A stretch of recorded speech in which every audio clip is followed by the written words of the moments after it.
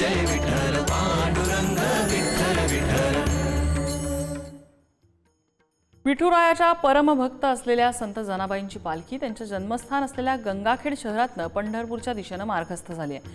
मागच्या 53 वर्षांपासून गंगाखेड इथून पालखी पंढरपूरला येत असते। यावर्षी सुद्धा ही परंपरा कायम आहे। यावर्षी पालखीत 500 वारकरी सहभागी झाले आहेत। पालखीचे विश्वस्त चौधरी यांनी ही माहिती दिली आहे। तर मागच्या वर्षीच्या तुलनेत यावर्षी विठ्ठलाचे भक्तांची संख्या जास्त असल्याचं ते म्हणाले।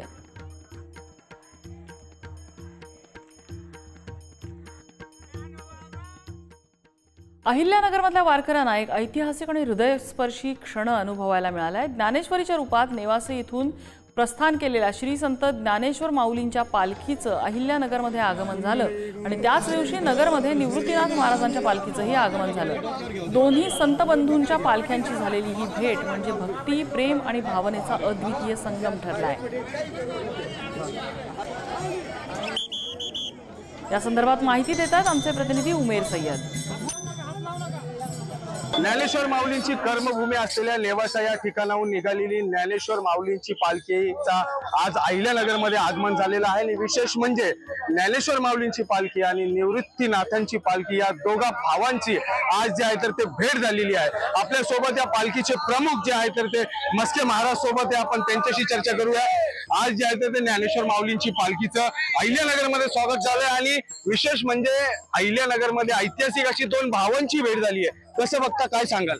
श्री क्षेत्र नेवासावरून पंढरपूरच्या दिशेने चाललेला हा पालखी सोहळा ग्रंथराज श्री ज्ञानेश्वरी पालखी सोहळा, कारण नेवासा क्षेत्र हे ज्ञानेश्वरीचं रचनास्थान आहे आणि त्या ग्रंथाच्या नावानंच निघालेला हा पालखी सोहळा आहे। या ग्रंथाच्या रूपानं ज्ञानोबारायच आमच्या सोबत आहेत अशी आमची भावना आहे आणि त्या ज्ञानेश्वरी रूपानं असलेले ज्ञानोबाराय आणि त्यांचे श्रीगुरु विश्वगुरु असलेले निवृत्तीनाथ महाराज यांच्या भेटीचा अभूतपूर्व सोहळा आताच आपण सर्वांनी अनुभवलेला आहे। अत्यंत आनंद सर्व वारकऱ्यांमध्ये असलेला आपल्याला दिसून येतो। विशेष म्हणजे आज निवृत्तीनाथ महाराजांचा 728वा समाधी सोहळा देखील पार पडला। परंपरेनुसार त्र्यंबकेश्वर आणि अहिल्यानगरमध्ये देखील हा पार पडतो आणि आजची ही भेट म्हणजे समाधी सोहळा आणि भेट कसं बघता? अत्यंत आनंदाचं वातावरण आपल्याला दिसून येतं आणि हा अगदी सुवर्ण योगायोग आपल्याला आज दिसून आलेला आहे की निवृत्तीनाथ महाराजांचा समाधी सोहळा आणि त्या समाधी सोहळ्याप्रसंगी ज्ञानेश्वरी रूपानं पालखीमध्ये असलेले ज्ञानोबाराय या ठिकाणी आज उपस्थित झालेले आहे।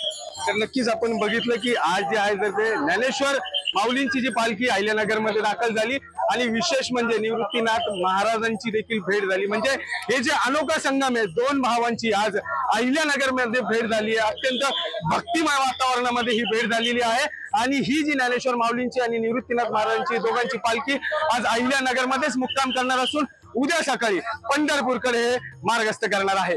उमेर सय्यद, पुढारी न्यूज, अहिल्यानगर। आणि पंढरीची वारी म्हणजे वैष्णवांचा मेळा। टाळ मृदुंगाच्या तालावर हरिनामाचा गजर करत भक्तिमय वारी पंढरपूरकडे निघालेली असते। तेव्हा वारीच्या वेगवेगळ्या टप्प्यावर अनेक कलाकार आपापल्या कलागुणांनी वारीत सेवा सादर करतात।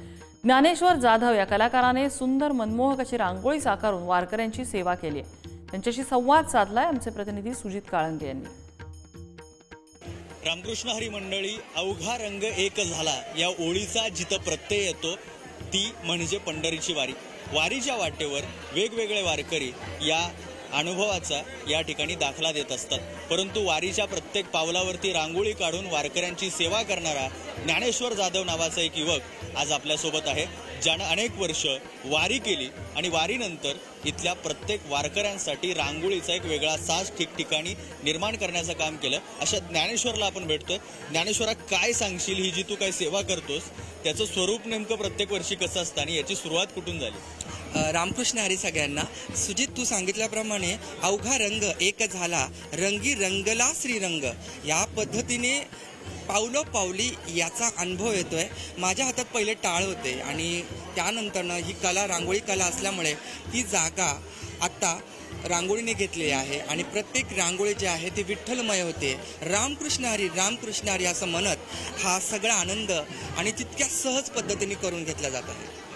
हे इतक्या सहज होतं, पण मग याची सुरुवात कुठून झाली? कसं म्हणजे याची तुला शिकवण कुठून मिळाली आणि कशा पद्धतीने? मुळात आई वडील वारकरी असल्यामुळे आणि वारकरी संप्रदायाचा वारसा असल्यामुळे दरवर्षी दरवेळेस एकादशीला वगैरे घरात भजन असायचं. मग त्यानिमित्ताने रांगोळी सेवा, फुलसेवा आणि ही सेवा करत असताना, ही रांगोळी सेवा करत ही इथपर्यंत आलेली आहे. आणि मला वाटलं नव्हतं, पण ही पांडुरंगाचीच कृपा आहे की माझ्या हातात विठ्ठल टाळ होते आणि आता माझ्या हातात विठ्ठल रांगोळी आहे.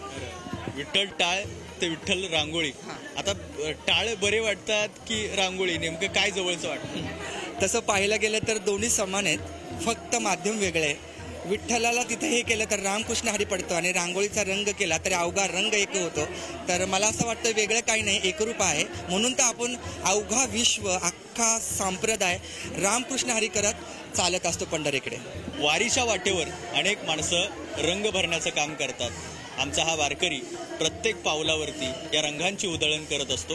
कॅमेरामॅन सुरेश सावंतसह सुजित काळंगे, पुढारी न्यूज, सासवड. या बातमीसह बुलेटिनमध्ये वेळ झालेली आहे एका छोट्याशा ब्रेकची. पाहत रहा पुढारी न्यूज. जय हरी विठ्ठल, जय जय विठ्ठल पांडुरंग, विठ्ठल विठ्ठल, जय हरी विठ्ठल, जय जय विठ्ठल पांडुरंग, विठ्ठल